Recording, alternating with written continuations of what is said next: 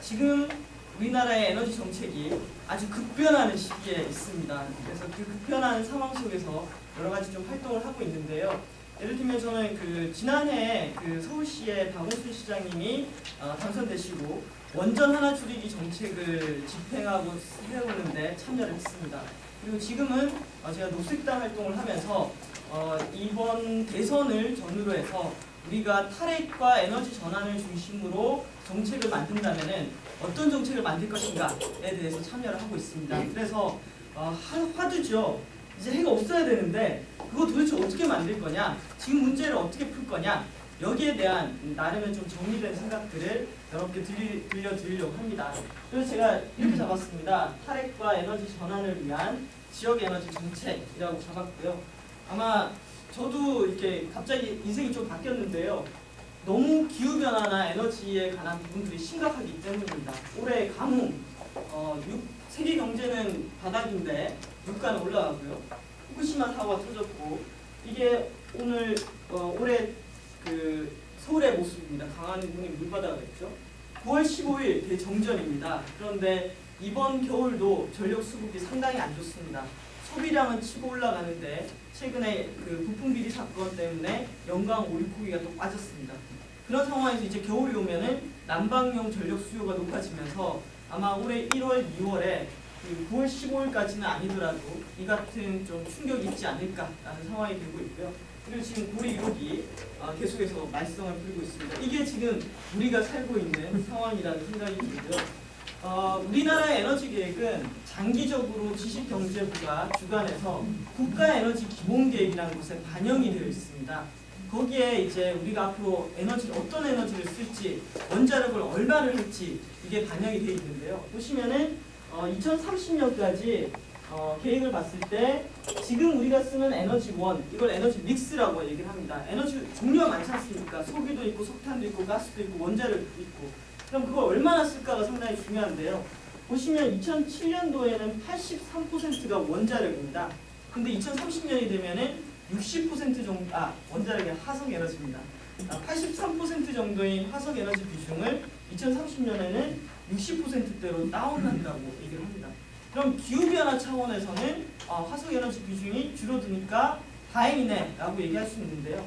문제는 2007년하고 2030년 사이에 에너지 소비 총량은 늘어난다라는 겁니다. 그래서 딱히 기후변화에 대한 대응 효과가 있는 것도 아니고요. 그러면 비중에서 화석 에너지가 저렇게 줄어든다라고 하면은 뭐가 늘어나냐라고 했을 때 원자력이 늘어납니다. 원자력. 그래서 지금 우리가 쓰는 에너지, 특히 전기 구간에서 보면요, 지금 우리 전기 쓰고 있지 않습니까? 이 전력의 31%가 지난해 원자력으로 생산한 거였습니다. 그런데 2030년이 되면은 이 비중이 바로 59%가 됩니다. 거의 절반 이상을 원자력에서 감당하게 되고, 이렇게 절반 이상을 원자력에서 전력을 얻으려면은 원전을 더 지어야 될 겁니다. 지금 전력 수급 기본 계획에 보면은 2024년까지 13개를 추가로 짓는다라고 되어 있고, 원전 더 지으려면 뭐가 필요합니까? 땅이 필요하죠. 신규 부지가 필요합니다. 그래서 영덕하고 삼척이 지정되어 있는 상황입니다. 왜 이렇게 원자력에 올인하냐 봤더니 우리가 원전 수출 산업화 정책을 갖고 있기 때문입니다. 지경부에서는 지금도 좀 황당하게 2030년까지 원자력 발전소를 80개를 수출할 것이다 라고 목표를 잡고 있는 상황입니다. 이렇게 이 국가에너지 기본계획이 만들어져 있고, 여기에 맞춰가지고 전원개발, 그러니까 발전소 건설이라든지 에너지 분야에 대한 투자가 진행이 되고 있습니다. 이제 근본적인 질문을 던져봐야겠죠. 정말 이렇게 만들어진 국가에너지 기본계획 그대로 갈 거냐, 아니면은 바꿀 것이냐. 그래서 제가 지금이 중요하다라는 겁니다. 왜냐면은 이번에 당선된 대통령이 내년에 제2차 국가에너지 기본계획을 수립하게 됩니다. 그럼 이 제2차 계획에 원전 비중 어떻게 할 건지, 다른 에너지 어떻게 할 건지 바뀐 에너지 정책을 집어넣을 수가 있는 겁니다. 그래서 현재로는 원자력이 중심이 되어 있는 우리나라의 에너지 기본계획을 앞으로 어떻게 바꿀 것인가를 결정할 수 있는 아주 중요한 시점이다라는 걸 말씀을 드리고 싶고요. 보시면은 워낙 에너지 다소비 산업 구조를 갖고 있습니다. 우리가 1차 에너지 소비 9등, 석유 9등, 전력 9등입니다. 원자력이 세계 5등이거든요. 그런데 이 내역을 보면 조금 오싹합니다. 왜냐하면 미국 같은 경우에 세계 1등인데요. 그 브리마이성 사고가 있었지 않습니까? 2등이 프랑스, 3등이 일본인데 후쿠시마 있었죠. 4등이 러시아인데 체르노빌, 5등이 우리나라입니다. 저 이거 볼 때 요즘 그리고 안 그래도 원전 사고 너무 많이 고장 자주 나지 않습니까? 당연히 원전 많은 나라에서 사고 가능성이 높아지는 거고, 여기서 보면 일본이 어때요? 지금 빠지죠. 일본이 지금 원전 지금 2개 정도 가동하고 있지 않습니까? 아 그러니까 2개 지금 54개 중에 2개만 가동하고 있거든요. 50개. 오늘달 10개인데 원래 14개인데 네. 5월달에 사고 난 후쿠시마 1호기, 2호기, 3호기, 4호기는 일단 가동해서 실패로 들어갔기 예. 때문에 어쨌든 현재 총 원전으로 되게 54개고 거기에서 지금 2개만 가동 중에 있습니다. 그러다 보니까 일본이 뒤로 빠집니다. 그럼 우리가 몇 등이죠? 이제 4등이 되는 상황입니다. KCS라는 게 어디입니까? 데이터 인정인데 전력 거래소에서 나오는 대외 전력 자료를 보고 제가 표를 만들었습니다. 2008년도 같으면 독일이 잡혀오고 있는가? 네. 대신 그러면 조금 이렇게 시간상 넘어가도록 하겠습니다. 예. 그래서 그렇죠. 그랬을 때 한국에 지금 23개의 발전소가 있고요. 그리고 삼척하고 영덕에 이 신규로 지정이 되어 있고, 여기서 기본적인 원전 문제는 아실 테니까 만약 여기에서 전력을 많이 생산하는데요. 이렇게 생산한 전력을 소비하는 곳들이 주로 수도권에 있습니다. 우리나라 전체 전력의 38%를 수도권에서 소비를 하고 있습니다. 이런 거죠. 이 특정 지역에서는 원전 건설과 이 생산한 전력을 보내는 것 때문에 상당히 고통을 받고 있는데, 이걸 일방적으로 쓰는 수도권 같은 경우에는 전력 자립도라든지 이런 것들이 매우 낮습니다. 그래서 지금 보시면은 원래는 고리에 엄청나게 많은 원전이 추가로 지정되기 때문에 여기서 생산한 전기를 신류구 라인을 통해서 신안성까지 보내는 그런 계획들이 있었습니다. 그런데 보시면 밀양하고 청도에서 지금 엄청나게 갈등을 일으키면서 손전탑 건설을 막고 있습니다. 우리나라 전력 수급하시는 분들 사이에서도 이제 고민을 하기 시작했습니다. 예전에는 원전을 대량으로 건설해서 송전하는 방식으로 전력 수급을 했었는데, 이제 점은 완성이 되는데 발전소는 완성이 되는데 여기서 생산한 전기를 송전할 수 있는 송전탑이 제대로 건설되지 않을 수도 있다. 그럼 무용지물이지 않습니까? 점은 완성이 되는데 선이 연결이 안 되면, 그러면서 우리나라 전력 수급 연구를 하시는 분들이 자료를 보고 논의를 하기 시작한 게, 이제는 중앙 집중형 대형 발전소 위주의 생산과 소비 방식이 아니라 지역형 분산형 발전 시스템을 갖춰가지고 지역 내 생산과 소비에 신경을 써야 된다. 그러면은 지금까지 우리나라 전력 생산 시스템 자체가 바뀌는 거죠. 지역형으로 분권형으로 바뀌는 겁니다. 그리고 지금도 원전 경제성이라든지 이런 얘기가 많이 나와 있지만, 일단 시간이 지나면서 우리나라 원전이 고령화가지고 이제 이 사고가 자주 일어나면서, 저는 이제는 우리가 원전을 더 짓고 수출하는 그런 정책이 아니라 이때까지 우리가 지어서 활용해온 원전에 대해서 책임을 지는 그런 정책으로 바뀌어야 된다고 생각합니다. 당장 2020년만 되더라도 우리나라에 있는 원전의 절반이 수명이 끝나게 됩니다. 정말 특히 전력 정책에서 급격한 정말 혁신적인 변화가 필요한 시점이라고 생각합니다. 그래서 지금까지는 큰 발전소, 중앙 집중식 에너지 시스템, 하지만 이제는 지역형, 분산형 시스템으로의 전환이 정말 필요하고요. 그래서 제가 강의자를 좀 바꿨습니다. 그래서 저는 이제 우리가 로컬 푸드 얘기를 많이 합니다. 지역에서 나는 건강한 먹을거리 체계, 이런 얘기를 많이 하듯이 이제는 지역에서의 지역 분산형 에너지 시스템 체계에 대해서 고민을 해야 된다라는 생각이 듭니다. 그래서 이제 지역 에너지에 대한 정의, 이런 여러 가지 연구가 있는데요. 어쨌든 지역 에너지는 지역 자체에서 이게 지자체가 될 수 있을 것이고 어떤 특정 범위의 리즘이 될 수 있을 겁니다. 지역에서 에너지 절약이나 효율 향상을 전제로 해서 정책을 수립하고, 그리고 가능한 지역의 생산을 늘려가지고 이제는 지역의 에너지 자립도, 지역의 에너지 생산 이런 부분에 좀 집중하는 방식으로 정책이 변화되어야 되지 않을까라는 생각이 듭니다. 그랬을 때 모델로 삼을 수 있는 것이 독일입니다. 독일은 후쿠시마 이후에 윤리위원회 회의를 열어서 2022년까지 독일에 있는 원전 사용량을 제로로 만들기로 했습니다. 그런데 이들은 체르노빌 이후에도 이미 장기적인 에너지 계획을 세워서 원전으로부터 탈피하려고 하는 정책들을 세웠습니다. 그랬을 때 이게 우리가 만든 국가에너지기본계획과 같은 자기들 사이의 에너지 믹스인데요. 여기서 중요한 것은 에너지 소비량이 어떻게 되고 있습니까? 에너지 총 소비량이 줄어들고 있다는 거예요. 에너지 총 소비량을 줄여야지 거기에서 믹스 조절이 가능합니다.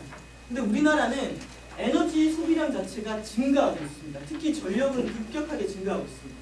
이 얘기는 무슨 얘기냐면은 원자력, 석탄, 가스, 태양, 풍력 모든 걸 동원해서 증가하는 전력 수요를 맞춰야 되기 때문에 탈원전이라든지 기후변화 대응이라든지 그런 목적에 맞춰서 정책을 펼 수가 없다는 것을 의미합니다.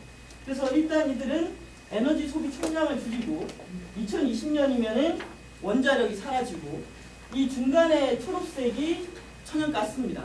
그래서 2030년까지는 브릿지로 가스가 이렇게 역할을 하면서 30년 이후에는 재생가능 에너지가 좀 급격하게 늘어난다는 걸 알 수가 있습니다. 이렇게 장기 계획을 짜고 정책을 집행을 하면서 그 지역을 이제 독일을 원전 제로 사회로 만들고 있는데요. 실제 그렇게 진행하고 있냐라고 보면은 2000년하고 2010년도를 비교를 해보면 됩니다. 에너지 소비량 어떻게 됐습니까? 줄었습니다. 원전 비중 줄었습니다. 재생가능 에너지 늘어났습니다. 그래서 이렇게 정책의 비전을 밝히고 거기에 맞는 세부적인 법과 제도를 만들면서 그 목표를 달성하게 만드는 것이 상당히 중요하다. 그런데 이렇게 국가 정책과 더불어서 또 중요한 것이 독일의 지역 에너지 정책입니다. 독일의 환경청에서는 그 100% 재생가능 에너지 지역이라는 프로젝트를 하고 있습니다. 그래서 여기 지도를 잘 보시면은 각 지역별로 초록색으로 칠해진 지역도 있고 연두색으로 칠해진 지역도 있는데요.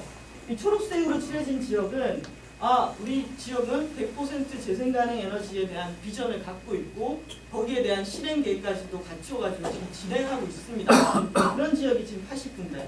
그리고 우리 지역은 100% 재생가능 에너지 지역에 대한 비전을 만들 테니까 환경청에서 지원을 해주세요 라고 하는 지역이 49곳.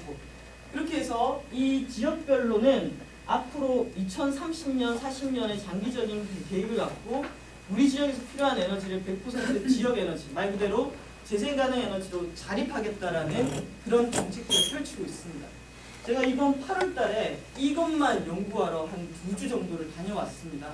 그래서 각 지역마다 에너지 자립 비전과 그게 어떤 실행 체계를 갖고 있는지를 보고 왔는데요.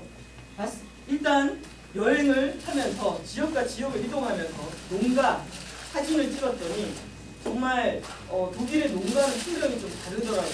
그러니까 지붕 위에 태양광이 4가구 중에 1가구 정도는 올라가 있었고요. 그리고 인터뷰를 해보면은 후쿠시마 이후에 더욱더 급격하게 태양광이 늘어났다고 합니다.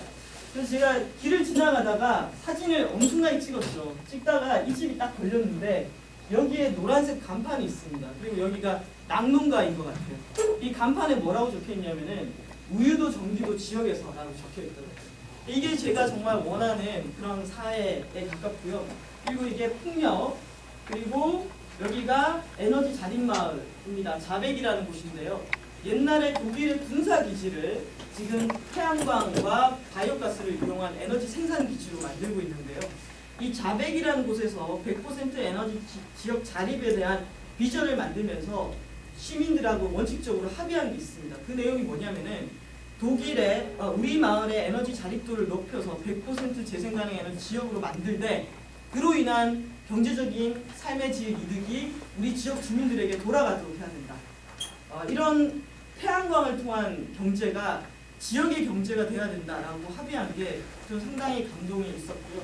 여기가 벙커인데요. 벙커 사면에다가 70개의 태양광을 올렸는데 저 중에 절반은 자백 시민들이 만든 태양광 협동조합에서 출자를 해서 만들고 거기서 받은 수익금은 이제 출자한 주민들에게 돌려주게 돼 있습니다. 이게 마을 해관인데 마을 해관의 절반에 펠렛 보일러 시설을 넣어서 마을 해관이 지역의 에너지 생산 기지로서의 역할을 하고 있습니다. 그랬을 때 독일 같은 경우에는 이렇게 마을이 있으면 마을의 자산과 풍력 이렇게 있을 때 마을과 풍력을 이어주는 사람들을 어떻게 조직할 것인가에 대해서 고민을 상당히 많이 하고 있습니다. 근데 우리나라 같은 경우에는 제가 우리나라의 에너지 자립 정책들을 살펴보면은 집하고 풍력 발전기가 있습니다. 중간에 사람과 연계망이 하나도 없습니다. 그러니까 마을을 하나 지정해가지고 풍력 발전기, 태양광 발전기 꽂아주는 게 우리의 지금까지 우리 정부가 생각하는 에너지 자립 마을에 대한 개념입니다. 너무나 안타까운데요. 그게 가능한 게 독일은 신재생 에너지 고정 가격 매입 제도라는 걸 갖고 있기 때문입니다. 그래서 시간상 넘어가겠습니다. 그랬을 때 이제 질문을 던집니다. 독일은 그렇다 치고 우리나라가 지금 이렇게 중앙 집중적으로 에너지 시스템을 갖고 있는데 진짜 꿈이지 지역 분산형 체제 가능하냐 이렇게 질문을 던질 수가 있는데요. 지금 보면은 서울 인구 1000만 도시의 전력 자립도 3.3%입니다. 아마 부산도 1~2% 내외일 겁니다. 경기도도 23% 내외입니다. 그러니까 특히 대도시를 중심으로 에너지를 소비하는 기능만 있지 생산하는 기능은 거의 없다라는 것. 그 소비도 어마어마한 소비를 자랑한다라는 걸 알고 있습니다. 거기에 더불어서 전력 소비량은 또 얼마나 급증하는지 보시면은 경기도의 전력 소비량이 특히 급격하게 증가하고 있고요.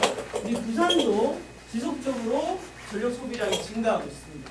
제가 아까 말씀드렸듯이 이렇게 전력 소비가 증가하면은 뭘 줄이고 늘리고 할 수가 없습니다. 지금 보면은 전국적으로 원자력 발전소 더 짓는다고도 난리지만 지역마다 석탄 화력 발전소 더 짓겠다고 또 난리가 났습니다. 정상적인 에너지 정책을 펼칠 수가 없습니다. 왜 그러냐? 왜 이렇게 전력 소비량이 급증하느냐라고 살펴보면요. 가격입니다. 가격. 보면 등유로 비교를 해봤는데요.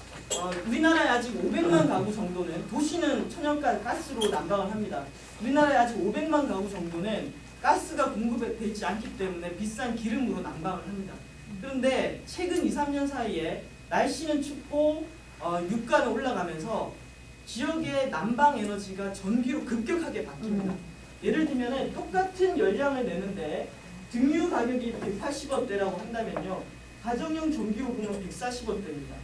산업용 전기요금은 100원대입니다. 산업용 심야 전기는 60원대입니다.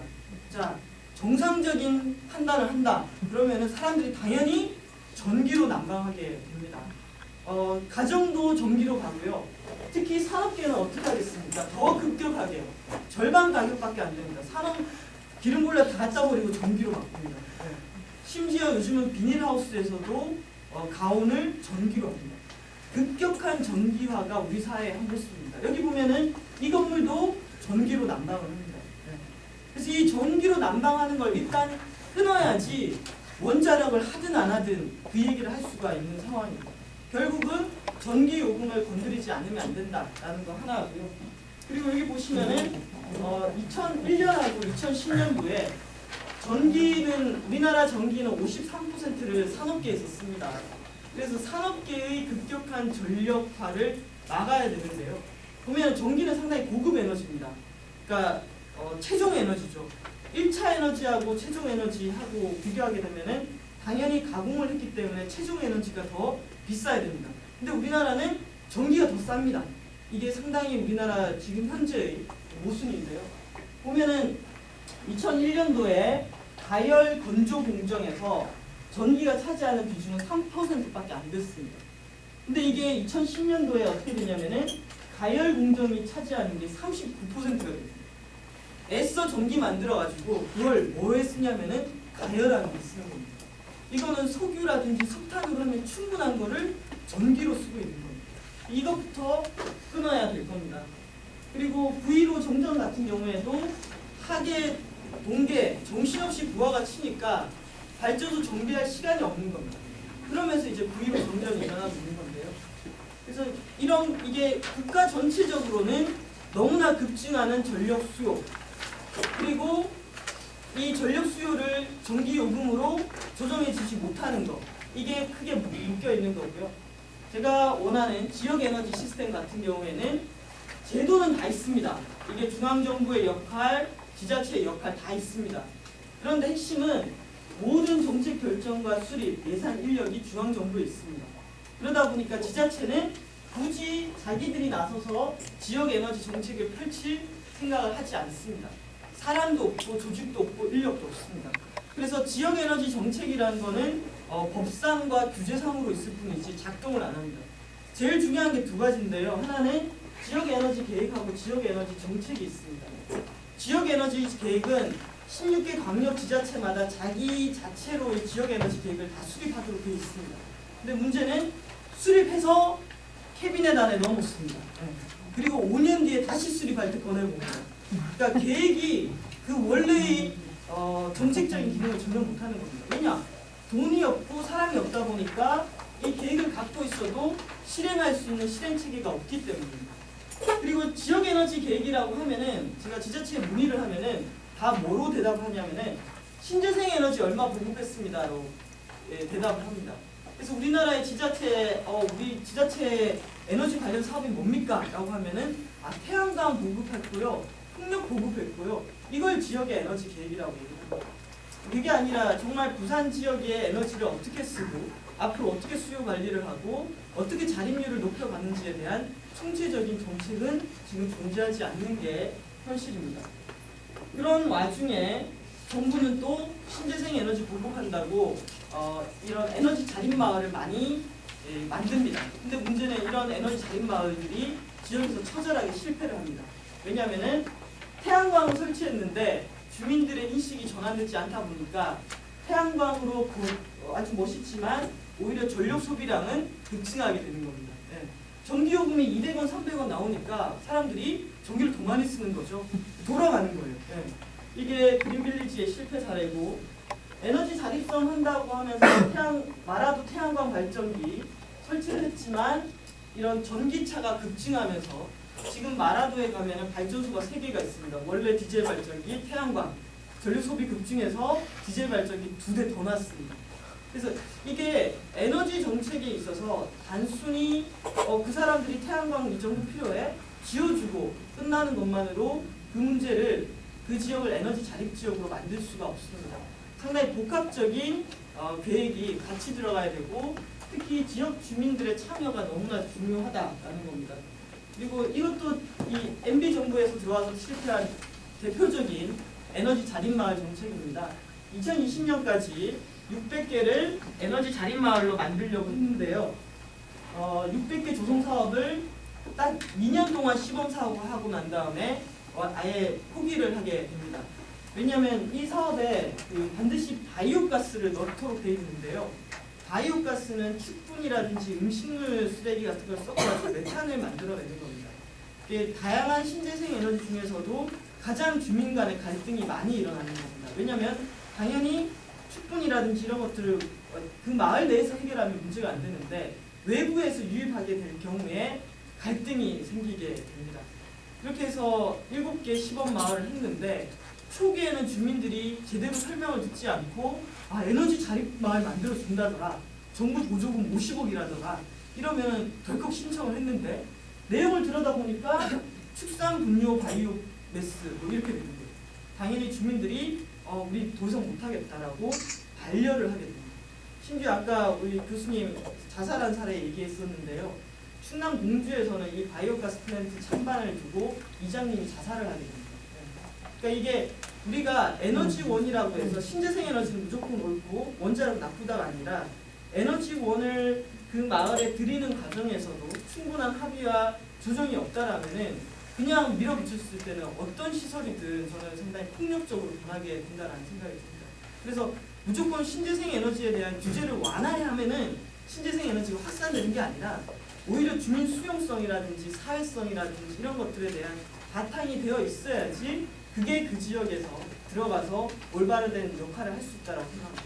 그래서 지금까지 이렇게 정부가 이렇게 밀어붙인 에너지 자립마을, 어떻게 보면은 독일에서 만들고 있는 이런 자립마을 사례들은 좀 처절한 실패를 봤습니다. 대신에 이렇게 좀 주민들이 주도한 지역들 같은 경우에 예를 들면은 임실, 한청, 그리고 통영의 연대도 이런 데는 나름의 성공을 좀 거두고 있습니다. 이렇게 저도 이렇게 쭉 다니다 보면 우리나라에 한 7군데의 에너지 자립마을 좀 주민 주도의 성공적인 모델들이 있습니다. 그래서 이런 모델들을 좀 반영하는 것들이 필요한 것 같고요. 그래서 제가 이제 이번에 던지는 질문은 그겁니다. 앞으로 지속 가능한 에너지 시스템을 만들기 위해서는 원전에서부터 좀 벗어나고 지역 분산형 에너지 시스템으로 가야 하는데 한국은 정말 그럴 수 있는 토양이 있는가라고 했을 때 토양이 정말 척박하다. 왜냐? 일단 전력 소비량이 너무나 급증하고 있고 그걸 막지 못하고 있다. 지자체의 지역 에너지 정책은 있기는 하나 없지는 않으나 그 지자체의 지역 에너지 정책이 전혀 제대로 작동하지 않고 있다. 그럼 어떻게 해야 됩니까? 수단이 없는 거예요. 그럼 이 수단들이 제대로 작동할 수 있게 정책들을 설계를 해줘야 될 겁니다. 그래서 그림을 한번 그려봤습니다. 여기 보면은 지역 에너지로의 전환 정책입니다. 결국 중앙정부가 있고 지자체가 있을 텐데요. 중앙정부 차원에서는 반드시 산업 부분을 잡아줘야 됩니다. 산업 부분을 어떻게 잡을 거냐? 수요관리하고 생산이 있는데요. 수요관리에서는 산업용 전기요금을 적어도 50%는 인상해야 된다라고 생각을 합니다. 그래서 이 산업계에서 가열이라든지 이런 공정에 전기를 쓰는 것을 일단 막아줘야지 급격하게 증가하는 전력 소비량을 잡을 수가 있습니다. 그리고 생산 부분에서는 상용 자가발전 비중을 30% 정도는 해줘야 됩니다. 지금 아마 장정 교수님께서 나중에 얘기하실 수도 있는데요. 일본이 54개 물리적으로 갖고 있다가 지금 2개만 가동하는데도 일본 사회가 굴러가지 않습니까? 거기에는 일본 사회 전반의 철저한 수요 관리 노력도 있고요. 지금 일본의 대기업들 같은 경우에는 자기들 자체 내에서의 전력 생산, 자가상용 발전 비중이 20% 정도가 됩니다. 그러니까 기업들이 자기들의 기업 활동들을 할 수가 있는 겁니다. 근데 우리나라 같은 경우에는 4%밖에 안 됩니다. 그리고 이 퍼센테이지는 점점 줄어들고 있습니다. 이 분산형 시스템으로 가려면은 산업계에서 크게 먹는 전기 같은 경우에는 자체 발전할 수 있는 이런 시스템들을 갖춰주는 게 너무나 중요한 것 같고요. 그리고 천연가스 복합 발전이 저는 중간에 브릿지 역할을 해야 된다고 생각합니다. 자, 이렇게 중앙정부는 산업과 에너지를 분리해가지고 산업 분야의 수요 관리와 생산을 전담을 해야 될 거고요. 그리고 가정산업 분야는 저는 지자체가 잡아야 된다고 생각합니다. 중앙정부에 집중되어 있는 에너지에 대한 권한을 지자체에 이양을 해서 지자체 자체 내에서 지역에너지청이라든지 지역에너지공사라든지 이런 것들을 설립해서 수요관리하고 생산을 잡는데요. 수요관리는 건축물 단열 개선 사업에서 엄청나게 잡아야 될 거고, 그리고 생산에서는 재생가능에너지 협동조합이라든지 재생가능에너지 분야의 탑 러너 제도 이런 것들을 도입해서 이제 잡아야 될 거라고 생각합니다. 아까 말씀드렸듯이 수요관리 위해서 핵심은 산업계 전기요금 인상하는 거, 상용 자가발전 자체 충당하도록 하는 거, 원전 설비 대신에 원전 설비가 빠지면은 가스가 그 역할을 하게 하는 거. 이게 산업 분야를 잡는 방법이고요. 그러면 제조업이나 산업에서 얘기합니다. 우리 망한다. 우리 딴 데 갈 거다. 실제 진짜 망할 정도냐라고 봤더니 국내 제조업 원가에서 전기가 얼마를 차지하느냐? 1.15%입니다. 이제 국내 제조업에서 전기가 차지하는 비중이 정말 1% 내외입니다. 이것 때문에 이게 우리나라 모든 산업계가 망한다 그러면은 이거 정말 너무나 허술한 거고 말도 안 된다라는 생각이 들고요. 그리고 이게 바로 일본이 전체 전력에서 상용 자가발전 비중이 20%라고 한다면은 우리나라는 4%대. 그런데 여기 보시면 추이가 점점 내려가고 있습니다. 이 얘기는 기업들이 자가발전할 필요가 없으니까요. 그냥 전기 싼 거 공급받으면 되잖아요. 그래서 이런 것들로 이 상용은 잡아야 될 것 같고, 지자체는 제가 이거 그림을 한번 그려보려고 하는데요. 아까 독일 같은 경우에도 100% 재생 가능 에너지 지역 이렇게 하는 데를 그려볼 수 있지 않았습니까? 여기 보면 최근에 서울시가 2020년까지 전력 자급률 20% 달성이라는 계획을 세웠습니다. 각 지자체마다 계획을 세우고 있거든요. 그럼 이렇게 세운 지자체의 계획들이 좀 높게 세워가지고 이게 국가에너지 기본계획에 좀 반영될 수 있도록 작동할 수 있지 않을까. 그리고 효율, 에너지 생산, 자영업, 일자리 뭐 이런 식으로 지역 아까 제가 독일에서의 재생 가능 에너지 생산이 지역의 경제적인 이득을 주라고 얘기를 했는데요. 마찬가지로 지자체에서 지역 에너지 계획을 펼쳤을 때 집을 수리한다든지 신재생 에너지를 한다든지 이런 것들이 지자체의 경제적인 효과를 줄 수 있도록 설계를 하는 것이 저는 그래서 에너지 분권을 통해서 지역의 분권과 지역 경제의 활성화들을 일으킬 수 있어야 되지 않을까라는 생각이 듭니다. 그리고 다행히 후쿠시마 이후에 그러한 기회의 창이 저는 열리기 시작한 것 같아요. 그리고 그 계기가 된 게 서울시의 원전 하나 줄이기 정책이고요. 또 하나는 2011년이네요. 2011년에 노원구에서 방사능 아스팔트가 발견이 됩니다. 네. 시민 한 분이 지나가다가 또 방사능検测기를 또 가지고 계셨더라고요. 대단한 분이신데 거기에 농도가 높게 나와서 걷어냈습니다. 그래서 노원구청장이 원자력안전위원회에 이거 방사능 폐기물이니까 정부에서 좀 처리해달라. 그랬더니 원자력안전위원회가 왜 걷어냈냐? 그거는 지자체 관할이 지방도로는 지자체 관할이니까 지자체가 책임지라. 이 공방을 하면서 이제 노원구청장이 안 되겠다. 이 중저준위 폐기물 하나도 처분을 못 하는데 국민들의 동의를 얻지 않고 이렇게 원자력 발전소 늘리는 것에 대해서 동의할 수 없다라고 하면서 이분이 뭘 조직하냐면은 탈핵 에너지 전환 도시 선언을 조직을 합니다. 그래서 전국의 45개의 지자체가 기초지자체가 참여하게 됩니다. 그리고 그 노원구에 있던 그 우원식 의원이 국회의원이 돼서 탈핵 에너지 전환 국회의원 모임을 만들게 됩니다. 그래서 저는 나중에 여담이지만 그 노원구 방사능 아스팔트를 발견한 시민은 자신의 그 활동이 우리나라의 지역 에너지 정책을 발전시키는데 얼마나 큰 영향을 공을 세우셨는지 아마 자신 모르실 것 같은데요. 이게 서울의 원전 하나 줄이기 정책이고 핵심은 어쨌든 에너지 자립 기반을 구축하겠다. 2014년까지 수요 관리와 재생 가능 에너지를 통해 가지고 원전 하나만큼을 줄이겠다라는 거고요.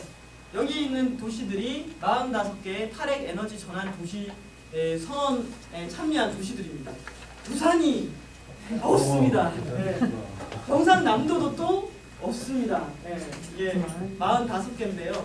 한 가지 정말 고무적인 거는 이 참여한 45개 지자체 중에 저는 다 열심히 움직이지는 않아요. 그런데 제가 이렇게 표시한 지역 있지 않습니까? 색깔로 표시한 지역들에서는 속속들이 지자체에서 에너지 정책을 강화하기 위해서 무엇을 할 것인가에 대해서 준비하는 내용들을 만들어내고 있습니다. 그래서 최근에 서울시가 4월 달에 원전 하나 줄이기 종합대책을 만들었고요. 수원시가 에너지 종합대책을 7월 달에 발표를 했습니다. 그리고 노원구가 가장 과격한 정책 이름입니다. 탈핵 에너지 전환 종합대책을 8월 달에 발표를 했습니다. 그래서 이런 정책이 나올 때마다 이렇게 내용을 들여다보면은 한 가지 특징들이 있습니다. 수요 관리에 대한 욕구, 그 다음에 에너지 생산에 대한 관심, 거기에 더불어서 예산을 일단 배정을 하고요. 실행 주체를 만들고 거버넌스 조직을 꾸리고 있고 어쨌든 지역형 에너지 자립 마을을 한번 시범으로 만들어 보겠다는 것들을 제시를 하고 있습니다. 서울시 같은 경우에는 이걸 강화하기 위해서 녹색 에너지 과를 만들었고요. 이게 상당히 중요합니다. 지금까지 지역 에너지 계획 멋지게 세웠지만 이 계획을 집행할 부서가 없었습니다. 근데 서울시는 이렇게 만든 거죠. 부산시를 한번 보시면은 이 정도 규모는 절대 아닐 겁니다. 그래서 그 지자체가 에너지를 받아들이겠다 안 드리겠다는 결국 저는 인력과 예산에서 판결이 난다라고 생각합니다. 그래서 이 녹색 에너지과를 만들었고 지금 다양한 활동들이 진행되고 있는데 제가 가장 느꼈던 거는 한번 버스를 타려고 기다리고 있는데 버스에 이렇게 적혀 있는 거예요. 함께 아낀 에너지, 함께 줄이는 원전 하나. 이게 메시지라는 생각이 들어요. 그러니까 원전 하나 줄여야 된다는 이게 서울시의 에너지 정책의 목표다라고 메시지를 주는 건 상당히 중요하다라는 생각이 듭니다. 그러면서 서울시 구별 에너지 자립마을 만들기가 나와 있고 이 마을은 이 사업 같은 경우에는 앞서서 정부가 했던 사업과는 다르게 단계적인 접근을 갖고 있습니다. 그래서 1단계로 절약과 교육이 되고 효율화 사업이 지원이 되고 그 다음 신재생 에너지가 마을에 맞게 들어가는 방식으로 진행이 되고 있다는 특징이 있고요. 그래서 저는 어쨌든 후쿠시마 이후에 변화가 있습니다. 옛날에는 위에서 내려 꽂았습니다. 지경부가 우리 2014년까지 전력수급 기본계획에 의해서 원자력 발전소 13개 짓는다 라고 하면은 그거를 막 밀어붙였죠. 그런데 어쨌든 후쿠시마 이후에 기초지자체에서 광역에서 잠시만 우리는 탈핵 에너지 전환 도시로 만들기 위해서 지자체가 할 수 있는 역할을 할 거다. 그걸 하기 위해서 에너지 전담과를 만들고 인력을 양성하고 조례를 만들 거다. 이렇게 밑에서부터 올라가고 있다는 게 어떻게 보면은 우리나라의 에너지 정책의 역사상 유례 없는 일들이 지금 진행되고 있다라는 것을 알 수가 있고요. 그런 의미에서 지금 대선 후보들의 에너지 정책이 상당히 중요한데요. 보면은 박근혜 후보 같은 경우에는 조건부 반대라고 되어 있습니다. 그리고 문재인 안철수 단일화 그러니까 이름도 단일화 이렇게 이 두 후보 같은 경우에는 반대라고 얘기를 하고 있습니다. 안철수와 문재인 후보는 신규 원전 자기 때 없다. 고리 1호기, 월성 1호기 수명 연장 안 하고 폐쇄하겠다라고 얘기를 합니다. 근데 이게 좀 여기에 아이러니함이 있습니다. 뭐가 있냐면은 MB 정부의 에너지 정책에 의한 관성이 있습니다.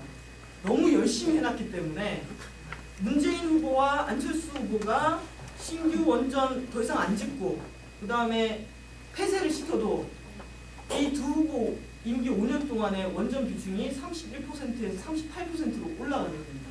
왜냐? 그 전에 열심히 지어가지고 해놓기 때문에. 그래서 핵심은 이겁니다. 지금 짓고 있는 5개 원전을 어떻게 하는가가 상당히 중요하죠. 그래서 녹색당 같은 경우에는 짓고 있는 거 그만둬야 된다.